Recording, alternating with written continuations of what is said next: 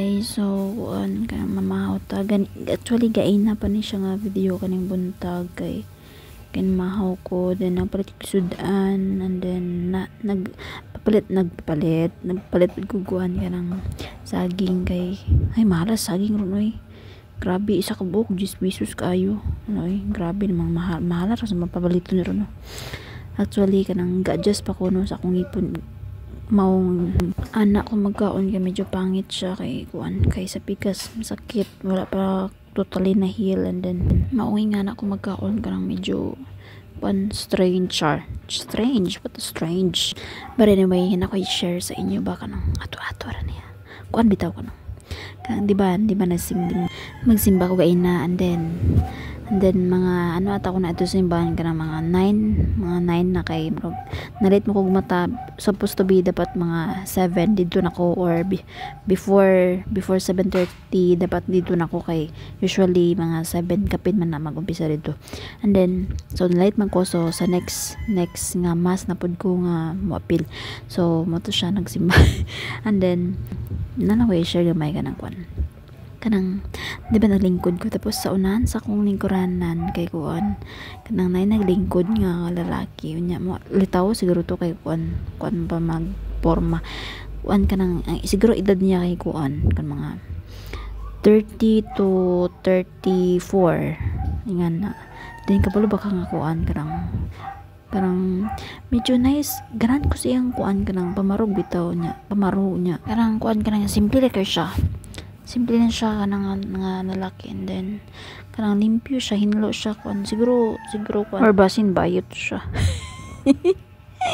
bayot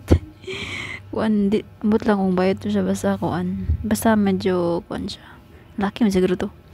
pero kanang nakay-crush pa kanang pero bitaw kanang dugay na ako siyang crush,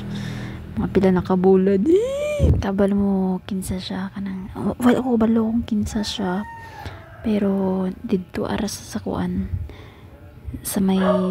PNB nag-work, tapos teller siya, tapos kabalo ba mo kung asa dapit nga PNB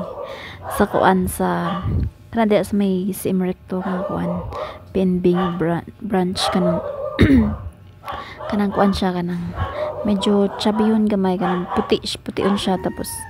kanang naka-eyeglass siya, tapos you know every time nga maadto ko dito kanang as in kulbaan ko, tapos kanang kiligon ko nga nagud kanang ako sabot sa akong as in kanang siya akong dugay na nga crush actually wala gaya lamin ako no kay sugo man tong si Honey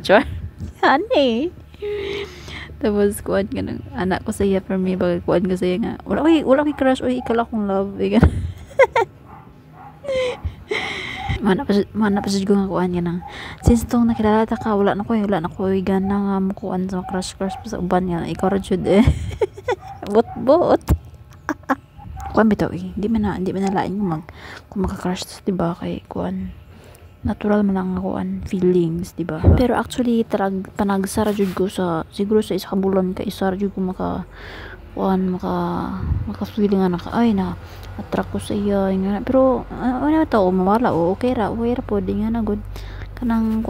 kanang feeling na kanang chill lang nga na good, don't take it seriously nga na good kanang labay ra na ingan na, so importante dapat mo settle ta sa kanang dili sa bare minimum, diba? Don't settle for less ingan na good. Kumbaga kung labi mong sarili ayaw sige ayaw sige sa iyang gusto kay love na ko sa ingan no, dapat siya ang mo